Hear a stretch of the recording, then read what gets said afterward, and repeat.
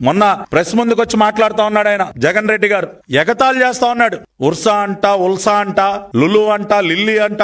కొద్దిగా అయినా తమరికి సిగ్గనేది ఉందా సార్? మీరు వెళ్ళగొట్టినటువంటి లులు పరిశ్రమ, లులు కంపెనీని మేము తిరిగి వైజాగ్ తీసుకొస్తే ఎగతాళి చేస్తారా? ఇదేనా మీకు? నా వైజాగ్, నా ఉత్తరాంధ్ర, నేను రాజధాని చేస్తా, అది చేస్తా, ఇది చేస్తా అని మీరు చేసింది ఏంటండి? రిషికొండకి గుండు కొట్టించి 500 కోట్ల రూపాయల ప్రజాధనాన్ని దుర్వినియోగం చేసి ఒక ప్యాలెస్ కట్టుకున్నారు మీరు.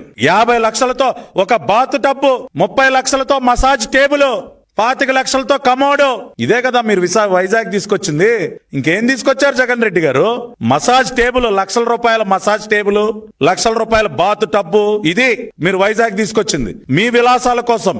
కానీ ఈ రోజున చంద్రబాబు నాయుడు గారు అహర్నిశలు శ్రమించి ఉత్తరాంధ్ర, విశాఖ అభివృద్ధి చెందాలి, అక్కడ మన బిడ్డలకి ఉద్యోగాలు దక్కాలి అని చెప్పి ఆయన అహర్నిశలు శ్రమించి పెట్టుబడులు తెస్తామంటే దానిపైన బురద జల్లే కార్యక్రమం. మీరేం సాధించారండి?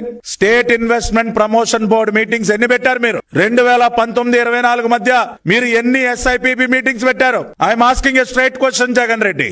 ఎన్ని మీటింగ్లు పెట్టారు మీరు? 5 సంవత్సరాలలో కేవలం 5 సార్.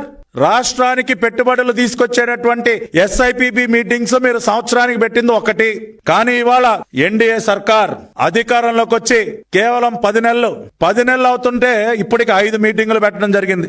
5 మీటింగులు పెట్టారు చంద్రబాబు నాయుడు గారు ముఖ్యమంత్రిగా. అది మా ప్రభుత్వానికి ఉన్నటువంటి చిత్తశుద్ధి.